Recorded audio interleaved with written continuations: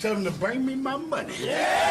Fellas, we've made it. After weeks of awful cards by the UFC, we've made it into International Fight Week, which I think is probably the best card we've had all year right now. If I had to rate the card out of 10, I'm giving it an 8 out of 10. Massive main event, massive main card, International Fight Week, what you'd expect for an International Fight Week card. And it is a pretty solid card. And this is my UFC 317 full card prediction. Starting off with the first fight, Diniz versus Alvin Hines.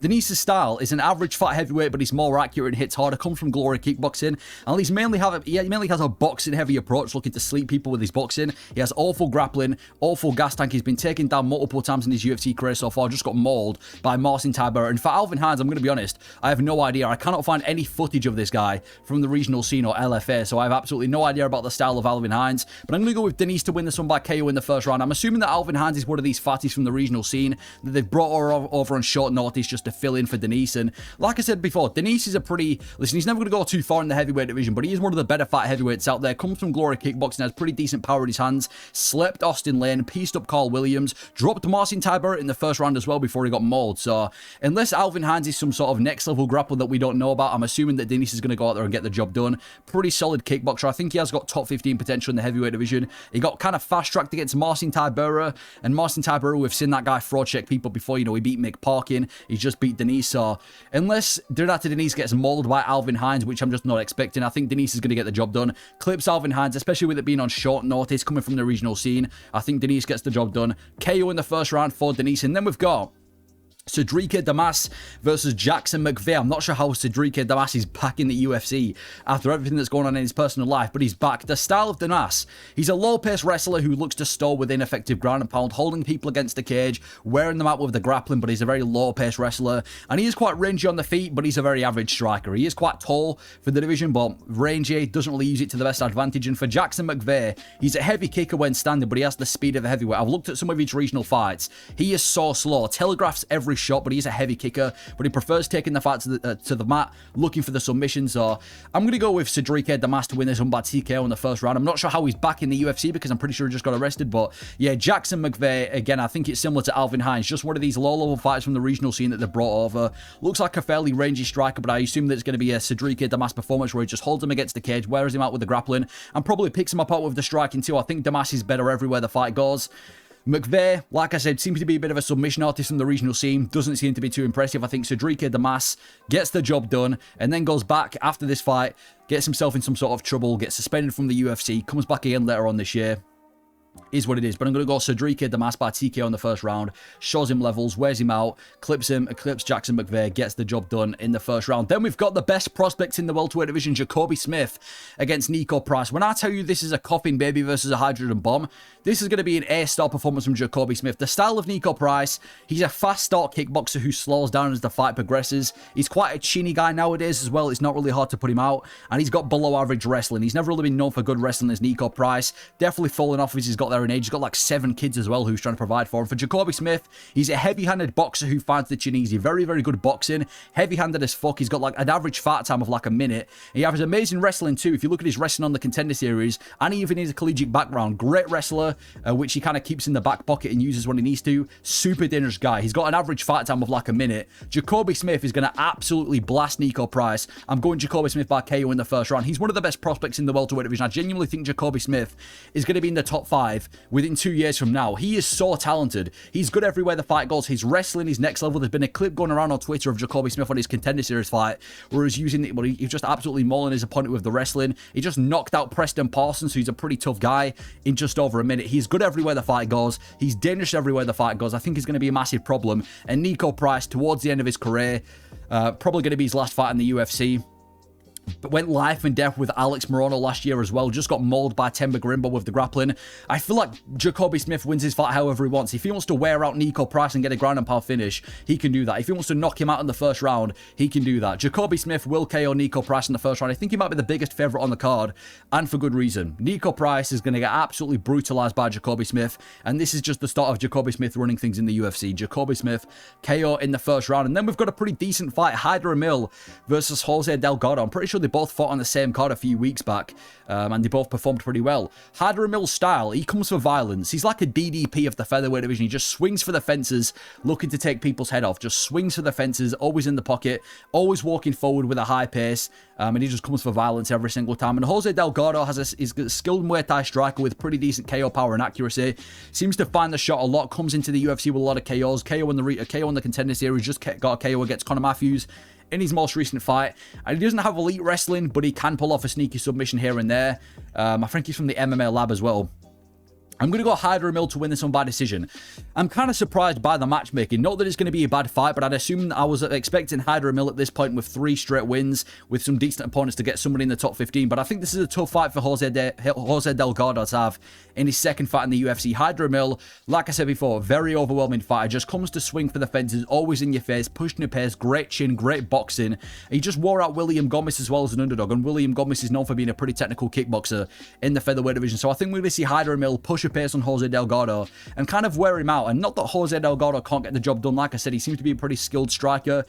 If anybody's going to get a KO in this fight, it's probably going to be Jose Delgado. But I think your second fight in the UFC being Hyder Amil, I'm going to go Hyder Amil to get the job done. Bit of a step down, massive step up for Jose Delgado. I think that Hyder Amil has top 15 potential in this division. So unless he gets clipped by a shot, which could definitely happen because he's definitely a vulnerable striker, is Amil. I'm picking him to win this one by decision. I think it's going to be a really good fight. Both of them swinging, both of them landing shots, but I reckon Amil's going to wear him out, holding him against the cage, attacking in the clinch, backing him up against the cage and just teeing off on him. Hyder Amil by decision, 4-0 in the UFC, but it should be a pretty good fight. Both decent prospects in the featherweight division. I just think Amil, as of right now, has shown me that he's got more potential. And as well for Jose Delgado, he did brutalize Conor Matthews, but we're talking about Conor Matthews. He's one of the worst fighters. I don't even think he's in the UFC anymore. He is one of the worst fighters in this division, so I'm going with Amil to get the job done by decision. Then we have Terrance McKinney versus Borshchev. Perfect fight for International Fight Week, because he ain't going to go past a minute. The style of Terrance McKinney, he is kill or be killed. Another one of these fighters that has some of the shortest average fight time in the UFC. It's either him getting slept a minute, or it's him sleeping somebody else in a minute. Every single one of his finishes and every single one of his fights usually don't make it past the first, and he just looks to end the fight immediately, straight away, in your face. It's either him getting chinned or it's him chinning someone else, and he's dangerous, yet chinny kickboxer with a background of wrestling. He has got wrestling in the back pocket. We kind of saw it in his last fight with Hadzovic, but he is kind of like a kickboxer who's always in your face and just looks to brawl, and that's why he's got one of the shortest average fight times in the UFC. For Borshchev, he's a pretty average kickboxer who hits pretty hard. His power has kind of carried him in the UFC so far, but he's a pretty average kickboxer. And again, very average grappling. Well-rounded dude, but not a high-level well-rounded dude. And it's kind of tough to call Terrance McKinney fights, because it's either going to be him getting slept in the first round by Borshchev. Borshchev lands the right shot and Terrance McKinney's going to sleep. Or we're going to see Terrance McKinney look like a future champion and go there and absolutely demolish Borshchev in the first round. But I think Terrance McKinney gets this one done. I'm going Terrance McKinney by KO in the first round. He's one of the most dangerous unranked dudes at 155, yet also one of the most vulnerable dudes. And for Borshchev, he's just a very hittable guy. We saw him get pieced up by Tom Nolan at UFC 312 in his most recent fight. And like I said before, I think he's a very average kickboxer. I think on the feet, Terrance McKinney's a lot more skilled, a lot quicker, a lot more dangerous than Borshchev. Borshchev's had a few good performances here and there. He beat James Lontop, who I think has been cut from the UFC. And apart from that, it's kind of been him in other people's highlight reels. So I think Terrance McKinney's going to get the KO in the first round, lands the shot on Borshchev, gets the job done within the first couple of minutes, chins Borshchev early on. And I'm going to go with Terrance McKinney to win this one by KO in the first round and keep that streak of one of the shortest average fight times in the UFC. And I think after this, we're going to see Terrance McKinney go against somebody, get put to sleep, and continue the cycle. Terrance McKinney gets the job done, KO in the first round. Then we have Viviane Araujo versus Tracy Cortez. The style of Araujo is that she's a pretty durable volume striker. She's got a decent pace across 15 minutes. We just saw it in the most recent fight with Karine Silva, and she is a bit of a volume striker, but she has a decent grappling base, but doesn't really ace anywhere the fight goes. She's well-rounded, but she's never really acing anywhere the fight goes. She kind of wins because of the pace that she has, and that's why she beat Karine Silva. And for Tracy Cortez, she's a wrestler who wins via control time. She hasn't really got a good finishing ability, at least in the octagon. Every single one of her wins are by decision, so she is pretty much a wrestler who wins via control time. And she actually has got pretty decent volume boxing. I will say she looked really good against Jasmine Judavicius, but she would get lit up by any elite striker in the top 5 of this division. But I'm going to go Tracy Cortez to win this one by decision.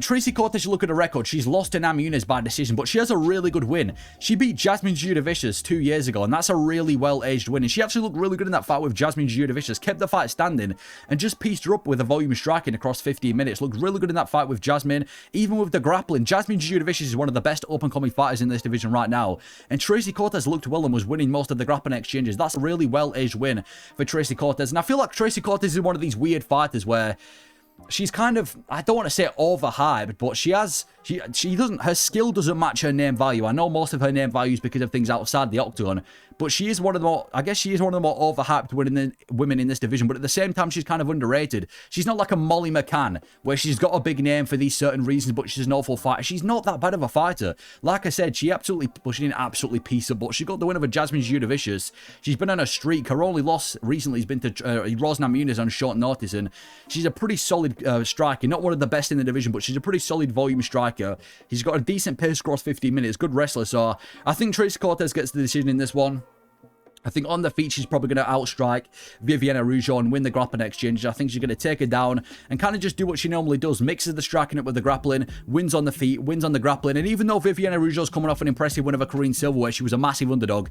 It wasn't like she looked massively impressive in that fight. She's still a bit of a win-loss fighter. Cortez lost to Namajunas on short notice. Namajunas is one of the best in the division, so I think Tracy Cortez gets this one done. Slightly underrated. People think just because she's attractive, that means she's automatically a shit fighter, when in reality, she's actually pretty talented. She's not Molly McCann part 2. Cortez gets the job done, obviously by decision. She ain't finishing no fight in the octagon. Tracy Cortez by decision. Then we have Jack Hermansson returning after he said he's going to have a massive 2024. Came back, fraud checked Joe Pyfer, then just dipped as he takes on Gregory Rodrigues, who got finished by Cannonier early this year. The style of Jack Hermansson is a high-level BJJ grappler with solid wrestling. Yeah, he kind of comes from a BJJ/wrestling style, which is kind of what took him and, well, that was what rose him in the UFC, but he's kind of developed into a more technical kickboxing style over the years. He's like a grappler who's fallen in love with his kickboxing. We just saw him outstrike Joe Pyfer, and he seems to have a more of a kickboxing style these days. And for Gregory Rodrigues, he's kind of Pavlovich Maxes. He walks forward with this big robotic style and just kind of tees off on people, looking to overwhelm people with the striking. Pressure-heavy, overwhelming guy who relies on his punching power, and he has the physical attributes to implement BJJ. He's part of that Gilbert Burns camp. He's got pretty decent Brazilian Jiu-Jitsu too, and he's huge for the division. Like I said, the physical attributes of Gregory Rodrigues, this guy could easily make light heavyweight. Massive for the division. I don't know how he makes 185, but he's huge for the division. But it's a tough one to call because they're both pretty even grapplers. Jack Hermansson obviously comes from a heavy grappling background, but we've not really seen him implement that grappling in years. You know, it's been quite a long time before, but when we've actually seen Jack Hermansson look really impressive with the grappling. And for Gregory Rodrigues, again, comes with a grappling heavy style. We kind of saw it a bit against Christine Leroy Duncan last year, but both of them have kind of developed more of a striking style these days. You know, Jack Hermansson beating Joe Pyfer with the kickboxing. He seems to have developed a more kickboxing style, and Gregory Rodrigues seems to have fallen in love with his power these days as well. Looks to kind of overwhelm people with his power. It depends on who can implement the game plan better, but I'm going to go Jack Hermansson to win this one by decision. We've seen Jack Hermansson against power punches before. We saw him against Chris Curtis. We saw him against Joe Pyfer, and he outstruck both of these guys before. I think Jack Hermansson has actually developed a really good kickboxing base, and on top of that, the grappling too. I'd say Jack Hermansson is probably a better grappler than Greg Rodrigues right now. Maybe Rodrigues has the better BJJ, and obviously he's got the physical attributes because he's so big, but I just see Hermansson being a better fighter. He's a great grappler, solid kickboxer. I can see him outpacing Greg Rodrigues across 15 minutes. I could definitely see Rodrigues overwhelming Hermansson and getting the finish early on. We saw Delgado get the job done against Hermansson, but I think Hermansson gets the job done. Looked really good against Pyfer. Obviously just dipped for a year, which I don't know why he dipped for a year, but looked really good against Joe Pyfer. Gregory Rodrigues, not the most technical guy, kind of relies on his power and his, I guess, physical attributes for the middleweight division, and that doesn't really seem to be an issue for Jack Hermansson, as we've seen in the fight with Joe Pyfer and other guys as well. So I think Hermansson's going to get the decision win. Hermansson just casually ticking off these prospects. I think Hermansson's going to get the decision win. I think we're going to see a bit of a grappling heavy approach from Hermansson, and if it does stay on the feet, I feel like Hermansson's developed into a kickboxer good enough where he's going to be able to keep the fight standing and just outpoint Gregory Rodrigues without engaging in a dogfight and without him getting put to sleep. If anybody was going to do that, it would have been Joe Pyfer. So I think Jack Hermansson gets the job done. Tough fight to call because Rodrigues is an absolute beast. Like I said, I could see him overwhelming Jack Hermansson early, but I think Hermansson, being the veteran he is, being as well-rounded as he is, and coming off some really good wins, I'm going to go Jack Hermansson to get the job done by decision. And then we have the main card. Payton Talbott returns against Felipe Lima. I don't know what the UFC are planning on doing with Payton Talbott. He was one of the best prospects in the bantamweight division, fell short against Barcelos, and now they're chucking him in there with Felipe Lima, who's a much worse matchup for Payton Talbott. The style of Payton Talbott, he's a front foot kickboxer who slowly breaks his opponents down until he finds the shot. Always walking forward, likes breaking people down with the kickboxing until eventually there's nothing left and he lands the big shot and gets the finish. And he has got below average wrestling. I'm not just saying that because he got out wrestled by Houndy Barcelos. If you look at him early on in his UFC career, even on the Contender Series, he's been out wrestled before. And for Felipe Lima, he's a quick kickboxer who carries a high pace across 3 rounds, as we've seen in the UFC, and he likes to mix it up with the wrestling and has pretty solid BJJ as well. I'm going to go with Felipe Lima to win this one by submission in the second round. Payton Talbott's grappling is subpar. And again, I'm not just saying this because he's just been dominated by Hines Barcelos across 15 minutes. It's also on the contender series. We've seen Payton Talbott before, like when he fought Niko, and he got dominated with the wrestling there too. Even on the contender series against Reyes Cortez, he struggled with the grappling. Grappling doesn't really seem to be a strong point for Payton Talbott. And we're talking about Felipe Lima, who's a great grappler in himself. The guy submitted Khabib Nurmagomedov. Nurmagomedov's on an absolute tear right now in the featherweight division. We've seen Felipe Lima dominate with grappling in Octagon. We've seen him dominate with grappling so far in the UFC. I think this is a really bad matchup for Payton Talbott. This is a worse matchup for Talbott than Hines Barcelos because of Felipe Lima's speed on the feet. At least with Barcelos, if you can survive on if you can, keep the fight standing, he's tossed. Whereas Felipe Lima, I feel like he can win the fight anywhere the fight goes. I think Felipe Lima gets the submission, takes down Payton Talbott within the first 2 rounds, uses the kickboxing to set up the takedowns, and eventually will find the submission over Payton Talbott and submit him. I think this is a terrible matchup for Talbott, unless Payton Talbott has drastically improved his takedown defense since that fight with Hines Barcelos, which I'm expecting him to do. I don't think he beats Felipe Lima. Felipe Lima needs to get somebody in the top 15. He's one of the better prospects right now in the bantamweight division. And like I said, quick kickboxer, mixes the striking it with the grappling. The guy's got a win over Khabib Nurmagomedov as well, and Nurmagomedov's on a streak right now in the featherweight division. So I'm going to go Felipe Lima to get the job done by subbing the second round. From what I've seen by Payton Talbott so far in the UFC, there's nothing to really suggest to me that he gets past Felipe Lima. That his game plan would have to be to break him down across 15 minutes, which is much easier said than done. I think Felipe Lima is even the best striker that Payton Talbott has fought so far, and I don't know how he's going to look against that. And the grappling of Felipe Lima, it's going to be too overwhelming for Payton Talbott. So I'm going to go Felipe Lima to get the submission over Talbott in the second round. Terrible fight for Payton Talbott. I don't know what the UFC are thinking. I'm not complaining about the fight, but if they're trying to build up Payton Talbott, this is probably the last matchup you want to give him. So Felipe Lima, submission over Payton Talbott in the second round. Terrible fight for Talbott. Then we've got Brandon Royval versus Joshua Van.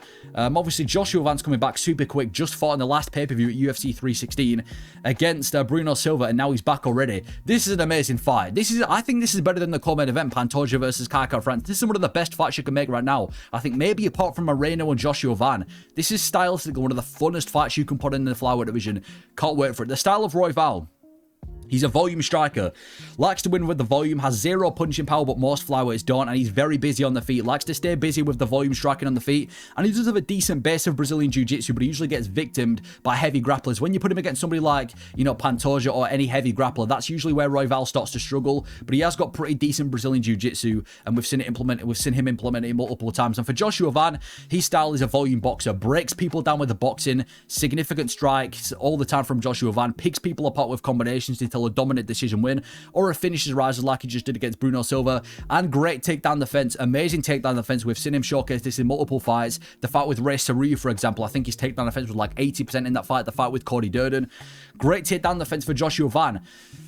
I love Joshua Van. He's the best prospect in the flyweight division right now. And even if he loses to Brandon Royval, it's not going to hurt his stock. But I'm going to go with Royval to win this one by decision. I think this has to be too quick of a turnaround for Joshua Van. There's been active, and then there's been too active. He's just fought in, three... I know we got the finish over Bruno Silva, but he just fought 2.5 rounds against Bruno Silva early this month. And we're talking about Brandon Royval. This guy's really talented. I mean, we've seen this guy, like I said, with the volume striking before. He's kind of kept that number 1 spot in the flyweight division for the longest time. He's also got really good output striking. By far the best striker that Joshua Van has faced so far. And the grappling of Brandon Royval. People don't really talk about the grappling. He has got really good grappling. We've seen him implement it against Brandon Moreno, who's not for good anti-grappling. We saw him survive the dangerous situations from Tyro. We saw him submit Kaka of France. You almost have forgot. This is Brandon Royval, who's in his prime, who's had a full training camp preparing for Beneil Cap, who's won 5 of his last 6 fights with the only loss being to Pantoja. And this is a huge step up for Joshua Van as well. To go from Bruno Silva to Brandon Royval on short notice is a massive step up. So I'm going to go Brandon Royval to get the job done.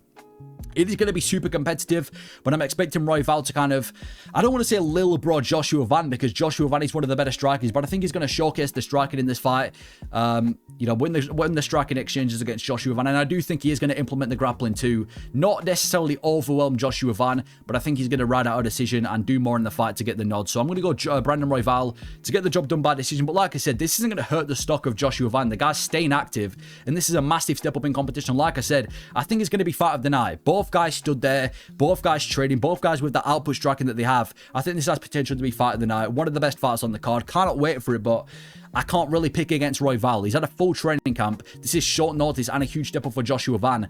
And like I said, Royval's only loss recently has been a decision to Pantoja himself. So I think Royval gets the job done, beats Joshua Van across 15 minutes, probably a unanimous decision, wins the striking exchanges, and obviously wins the grappling exchanges too. Royval gets the job done by decision. And then we have Beneil Dariush against Moicano. They were supposed to take each other on at UFC 311.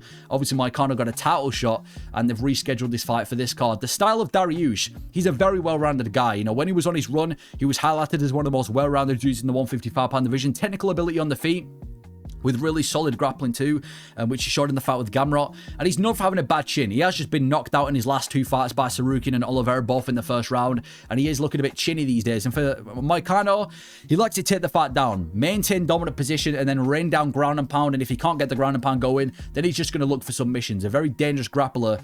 And on the feet, he's a bit of a jab and low kick spammer. He likes to spam the low kick, spam the jab. And he's genuinely the inferior striker in most of his fights. He isn't one of the best strikers at 155, but he usually uses it to set up the grappling like he did with Benoit Sedriques and Jalin Turner. I'm actually going to go with Beneil Dariush to win this fight. I picked him to win at UFC 311, and I'm going to pick him to win again. Listen, I know Dariush isn't in the best form of his career right now, but I think he's a terrible matchup for Renato Moicano. He's a better striker than Moicano. We've seen Dariush on the rise with how good his striking was. We saw him piece up Gamrot on the feet too. He's a better striker than Moicano, and I think he's also an amazing grappler too. In that fight with Gamrot, he was winning some of the grappling exchanges against Gamrot, and Gamrot's one of the best wrestlers in this division. He's got really good BJJ. I think it's a terrible fight for Moicano. I think he's going to keep this fight standing with relative ease and just simply pick apart Moicano on the feet. I know Dariush isn't at best career form. People calling him old. He's the same age as Moicano. And Moicano, like I said, he's never really shown to be the best striker. He has got decent volume, but he's quite easily victimized on the feet. I'm going Dariush to win this fight. I don't see Moicano being able to implement the normal style of taking him down and mauling him with the grappling like he's done with Benoit Sedriques and Jalin Turner. This is a step up, and I know he's coming off that loss to Makhachev. And even for Dariush, you look at his last two losses, it's to Tsarukyan and Oliveira. Oliveira's fighting for the belt. Tsarukyan's #1, the uncrowned champion. And outside of that, it's just Dariush smoking, guys. So, yes, this isn't prime Dariush. Yes, he's definitely not in the best form of his career, but I think stylistically, this is not a favourable matchup for Moicano. Dariush is very well rounded. Even if Moicano takes Dariush down, I believe that Dariush is going to have, you know, the BJJ ability to stay away from any danger, get back up to his feet like he showed against Gamrot. And on the feet, Dariush is just simply the better striker. So, as much as I want to go with Moicano, and as much as it'll be good to see Moicano get a finish in the first round, and it will probably be better for the division, I'm going to go Dariush by decision. Bad matchup for Moicano. And I just don't know if Moicano is necessarily... And listen, I'm not trying to disrespect Moicano. I just don't know if he's top 10 worthy.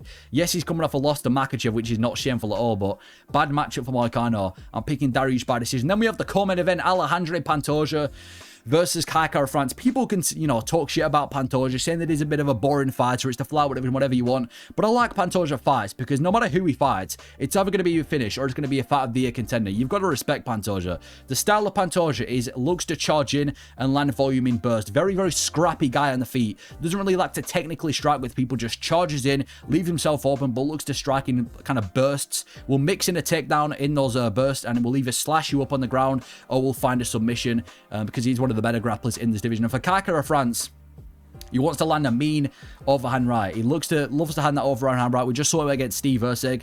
And he's known for having relatively great takedown defense and great submission defense. We saw it in the fight with Askar Askarov. We saw it a lot in the fight with Amir Albazi. Great anti-grappler. And I think stylistically, Kara-France is one of the tougher fights for Pantoja in this division because of the power that he packs on the feet. You know, we see Pantoja charge in. If Kara-France can land a big shot, and obviously with the takedown defense that Kara-France has, it's a bad matchup for Pantoja, but I cannot pick against Pantoja in this fight. We've seen this fight before, obviously, on The Ultimate Fighter. Pantoja won the fight. It was fairly close, but Pantoja ended up winning the fight as expected.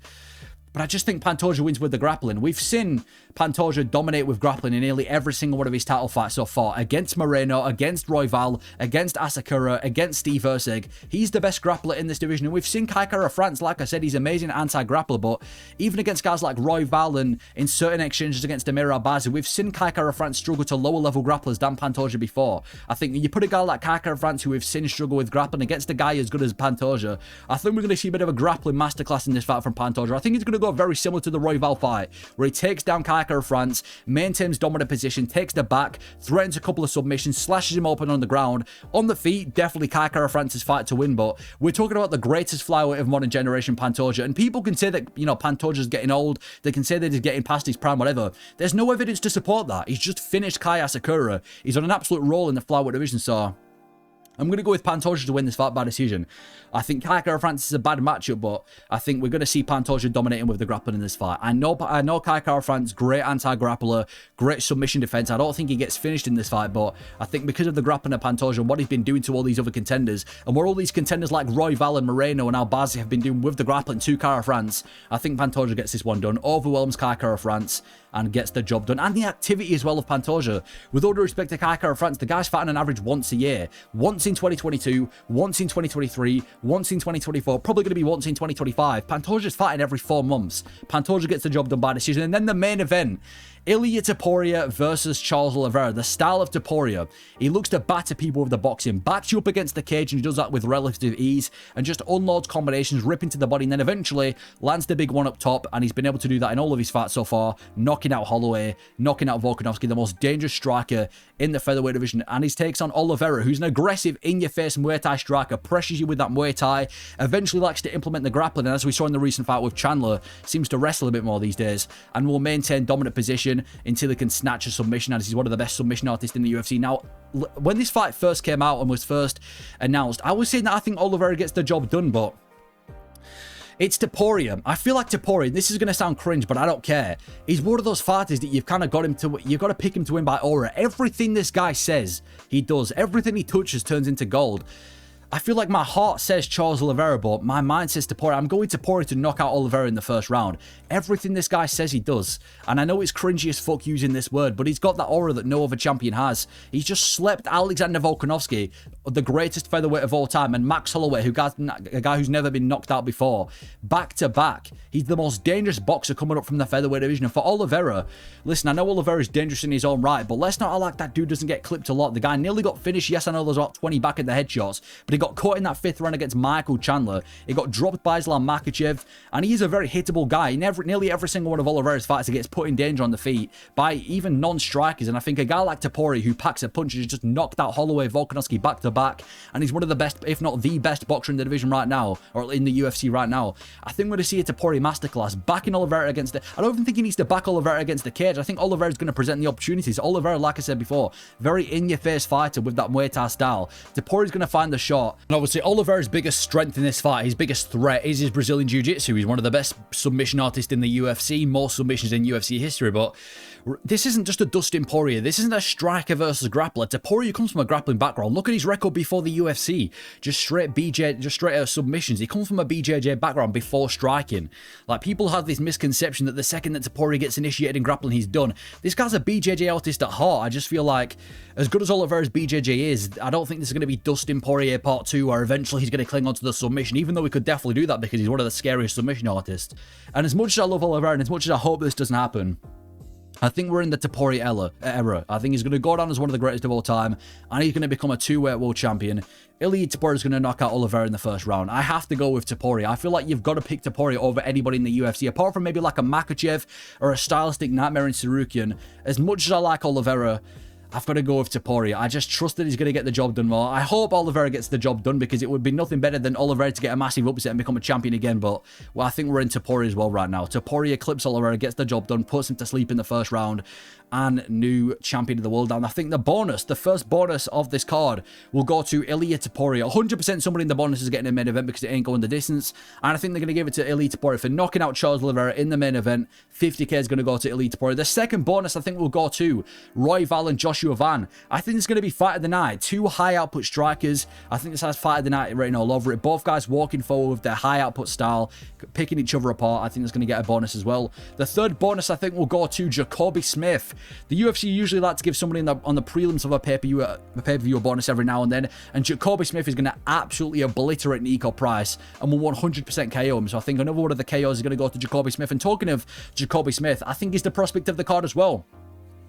If you don't know Jacobe Smith, after this weekend, now you know. This guy's going to be a future top 5 fighter in the welterweight division, the best prospect in this division right now. He's good everywhere the fight goes, one of the most dangerous fighters everywhere the fight goes. He is the prospect to look out for on this card. The fight of the night, like I said before, I think is going to be Joshua Van versus Brandon Royval. Stylistically a great fight. And I think the snooze fest of the night is going to be Araujo versus Cortez. But even then, I don't think this is going to be that bad of a fight. Like, it's women MMA, you can't really trust it to be a banger. And I think it definitely is going to go the distance, but it isn't even that bad of a fight for women MMA standards. I think the fight's going to take place mainly on the feet, where we're going to see Tracy Cortez edge a high output striking fight. But even this isn't that bad of a fight, but it's women MMA. Probably goes to a decision, probably going to be snooze for the night. But those are my picks for UFC 317.